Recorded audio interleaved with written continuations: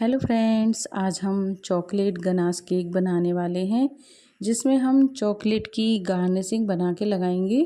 ये 1 किलो का केक है, 2 पाउंड का केक है जिसमें मैंने चॉकलेट गार्निशिंग को लगाया हुआ है। इसके लिए मैंने चॉकलेट बेस को रेडी कर लिया है जो 1 kg का है। ये देखिए, इसको मैंने 7 इंच की केक टिन में बेक किया हुआ है और बेस अच्छी तरह से ठंडा हो गया है। अब इसको देखिए, हमें लेयर में कट करना है। तो सबसे पहले हम जो ऊपर वाली पतली लेयर होती है इसको हटा देंगे। केक कटर से हम इसको काट देंगे। आप चाहें तो थ्रेड से भी इसकी कटिंग कर सकते हैं। इसके बाद हमें केक को लेयर में कट करना है, तो हम इसकी 3 लेयर को कट करेंगे। तो देखिए, ये कस्टमाइज़ केक है। कस्टमर ने मुझे चॉकलेट फ्लेवर में 1 kg का केक बनाने को बोला था और उन्होंने मुझे डिज़ाइन नहीं दिया था, बस एक सुंदर सा केक बनाना था उनको जिसमें गार्निशिंग भी चाहिए थी। तो मैंने ये डिज़ाइन मन से ही बनाया है और गार्निशिंग बना के लगाया हुआ है। तो इसमें जो गार्निशिंग बनाई है उसमें मैंने गोल्डन एडिबल डस्ट का यूज़ किया है। तो मैंने गोल्डन बिस्किट बना के लगाए हुए हैं और कुछ पेनाटा शेप में बिस्किट बना के लगाए हुए हैं।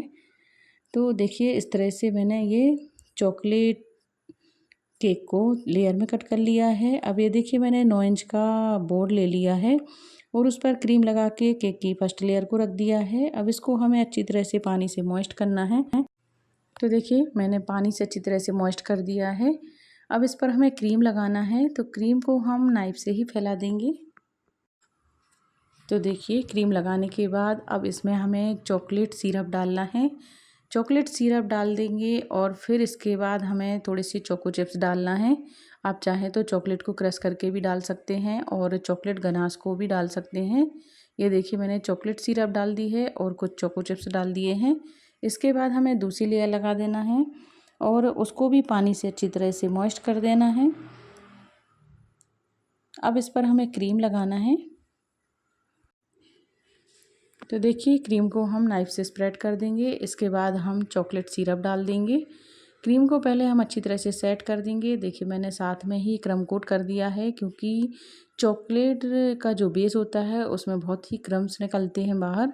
तो हम उसको इस तरह से क्रम कोट करते जाएंगे जिससे क्रम्स बाहर ना निकले। और ये देखिए, मैंने चॉकलेट सिरप डाल दिया है। इसके बाद फिर से हमें चोको चिप्स डाल देना है। अब हमें केक की टॉप लेयर लगाना है। ये देखिए, इस तरह से हम नीचे वाली लेयर को ऊपर कर देंगे और ऊपर वाली लेयर को बीच में कर देंगे। इससे केक में अच्छी तरह से फिनिशिंग आती है और केक फ्लैट भी बनता है और हाइट भी अच्छी हो जाती है इससे। तो देखिए, मैंने ऊपर वाली टॉप लेयर को अच्छी तरह से पानी से मॉइस्ट कर दिया है। इसके बाद क्रीम लगा दी है। तो क्रीम को हम नाइफ से फैला देंगे और क्रम कोट कर देंगे। देखिए, नाइफ से ही हमें केक को कवर कर देना है क्रीम से और देखिए, इस तरह से क्रम कोट कर देना है। अब हमें और क्रीम लगाना है और केक में फिनिशिंग देना है। तो देखिए, इस तरह से हम इधर ही क्रम कोट करने के बाद ही केक को सेट कर लेंगे। अगर कोई लेयर ऊपर नीचे होती है या आगे पीछे होती है तो हम इस तरह से क्रम कोट करते समय ही अच्छी तरह से सेट कर लेंगे। अगर आप चाहें तो क्रम कोट करने के बाद केक को फ्रिज में सेट होने के लिए रख सकते हैं। इसके बाद क्रीम लगाएंगे तो ये बहुत अच्छी तरह से फिनिशिंग आ जाएगी केक में और बहुत जल्दी सेट हो जाएगी क्रीम। लेकिन मुझे इतना टाइम नहीं रहता है, ये कस्टमाइज़ केक रहते हैं। कस्टमर को ऑर्डर भी पहले से नहीं देना होता है, वो 4-5 घंटे पहले ही ऑर्डर देते हैं और टाइम भी बता देते हैं कि 4-5 घंटे बाद हम कभी भी आके ले जाएंगे। तो मुझे इतना टाइम नहीं रहता है कि मैं क्रम कोट करने के बाद फ्रिज में रख सकूं और मेरा बेस भी रेडी नहीं रहता है। मैं तुरंत ही सारे काम करती हूँ, तो मुझे बेस को रेडी करके ठंडा करना होता है और तुरंत ही क्रीम रेडी करके उस पर हमें फिनिशिंग देना होती है और सारे काम मुझे फास्ट करना होते हैं। और इस कारण से मैं ज़्यादा फ्रिज में सेट होने के लिए नहीं रख पाती हूँ। बस केक बनने के बाद ज़रूर 1 से 2 घंटे के लिए फ्रिज में सेट होने के लिए रख देती हूँ और कस्टमर को टाइम बताती हूँ कि आप केक बन गया है, लेकिन आप 1-1.5 घंटे या 2 घंटे बाद ही केक को उठा पाएंगे। तो इस तरह से केक बाद में ही सेट हो पाता है मेरा। अब देखिए, मैंने और क्रीम लगा दी है। नाइफ से ही हमें और क्रीम लगाना है और केक में फिनिशिंग देना है। तो पहले हम ज़्यादा क्रीम लगा देते हैं फिर हम स्क्रैपर का यूज़ करते हैं, तो स्क्रैपर से सेट करते समय क्रीम काफ़ी हद तक बाहर निकल आती है। तो पहले हम ज़्यादा क्रीम लगाते हैं, फिर केक को सेट करते हैं तो क्रीम काफ़ी हद तक बाहर आ जाती है। केक में सिर्फ जितनी क्रीम की ज़रूरत होती है उतनी ही सेट होती है, और ऊपर से नाइफ़ से एक्स्ट्रा क्रीम निकाल देंगे। और अब हम डिजाइनर स्क्रैपर का यूज़ करेंगे। तो साइड में हम कोई भी डिजाइनर स्क्रैपर का यूज़ कर सकते हैं, कोई भी डिज़ाइन बना सकते हैं। तो देखिए हमने डिजाइनर स्क्रैपर से डिज़ाइन बना दी है और केक हमारा रेडी हो गया है। अब देखिए केक हमारा रेडी हो गया है। अब हम केक बोर्ड को क्लीन कर लेंगे और इसको आप चाहें तो आप थोड़ा फ्रिज में सेट होने के लिए रख दें। अब हमें गनाश को रेडी करना है, तो गनाश को हम वैसे ही रेडी करेंगे जैसे मैंने पिछले कई वीडियो में दिखाया हुआ है। चॉकलेट में हम न्यूट्रल जेल डालेंगे और थोड़ा सा क्रीम डालेंगे। अगर आपके पास बटर हो तो बटर भी डाल सकते हैं। तो मैंने चॉकलेट में 2 चम्मच न्यूट्रल जेल और थोड़ा सा दूध डाल के इसको मेल्ट किया हुआ है। आप डबल बॉइलिंग मेथड से भी मेल्ट कर सकते हैं और माइक्रोवेव में भी कर सकते हैं। तो मैंने डबल बॉइलिंग मेथड से इसको मेल्ट करके उसमें चॉकलेट को मेल्ट करके न्यूट्रल जेल डाल के और उसमें दूध डाल के पतला किया है। आप चाहें तो क्रीम का भी यूज़ कर सकते हैं, ये व्हिप्ड क्रीम भी ले सकते हैं, और चाहें तो अमूल का फ्रेश क्रीम भी यूज़ कर सकते हैं। और मेल्ट करने के बाद मैंने गनाश को छान लिया है जिससे चॉकलेट के क्रम्स केक पर दिखाई ना दें। और देखिए उसको हल्का गुनगुना करके इस तरह से मैंने केक पर डाल दिया है और नाइफ़ से उसको चारों तरफ अच्छी तरह से फैला दिया है। ये देखिए केक ठंडा था और गनाश गुनगुना रहता है, तो ये तुरंत ही अच्छी तरह से सेट हो जाता है। तो देखिए मैंने इस तरह से केक पर गनाश डाल दिया है और गनाश अच्छी तरह से सेट हो गया है। अब हमें जहाँ कम लगता है तो हम उसको चम्मच से डाल के वहाँ पर और फैला सकते हैं, पर अब हम दोबारा डालेंगे तो गनाश अलग से दिखाई देने लगता है क्योंकि पहले ही वो सेट हो चुका है। तो अब हमें और कुछ नहीं करना है। ड्रिपिंग भी अच्छी तरह से आई है। अगर ड्रिपिंग नहीं होती है तो हम अलग से पाइपिंग बैग में डाल के भी ड्रिपिंग कर सकते हैं, और इस तरह से चम्मच से डाल के भी ड्रिपिंग कर सकते हैं। तो जहाँ आपको कम लग रहा है आप फिर से थोड़ा सा वहाँ डाल दें। और देखिए केक हमारा रेडी है। अब इस पर हमें डिज़ाइन बनाना है। तो डिज़ाइन बनाने के लिए हम बाद में इसको बनाएंगे, पहले हम गार्निशिंग बना लेते हैं। क्योंकि हमने गनाश डाला है अभी, तो केक को हम फ्रिज में सेट होने के लिए रख देंगे, तब तक केक फ्रिज में सेट हो जाएगा। और गार्निशिंग बनाने के लिए देखिए मैंने चॉकलेट को मेल्ट कर लिया है। इसको हम डबल बॉइलिंग मेथड से अच्छी तरह मेल्ट कर लेंगे। और ये देखिए मैंने ये सिलिकॉन मोल्ड ले लिए हैं, ये बिस्किट का मोल्ड है और ये पिनाटा मोल्ड है। तो हमें कुछ बिस्किट और पिनाटा बनाना है। तो ये देखिए जो मेल्ट चॉकलेट थी उसको हम ये बिस्किट वाले सिलिकॉन मोल्ड हैं उसमें डाल देंगे। तो मैंने 6 बिस्किट बनाए हुए हैं। 6 में से आपको जितने लगाना हो उतने लगा सकते हैं। आप जितने बना के रखना चाहते हैं उतने बना के रख लें, और केक में जितने लगाना है जितने अप्लाई करना है उतने आप ले लें, बाकी के फ्रिज में पड़े रहने दें, तो आप दूसरे केक में यूज़ कर सकते हैं। तो देखिए इस तरह से हमें मेल्टेड चॉकलेट को सिलिकॉन मोल्ड में डाल देना है। इस तरह से आप कोई भी गार्निशिंग बना के रेडी कर सकते हैं। गार्निशिंग बनाने के लिए कई प्रकार के सिलिकॉन मोल्ड आते हैं जो बेकरी शॉप पर आसानी से मिल जाते हैं।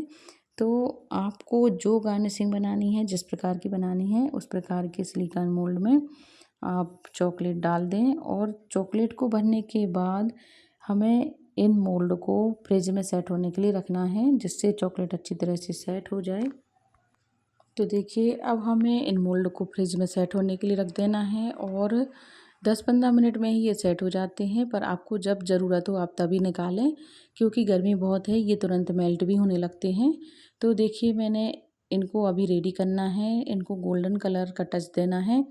तो मैंने जैसे ही सेट हुए इनको बाहर निकाल लिया है। तो देखिए कितने अच्छे बिस्किट बन के रेडी हुए हमारे।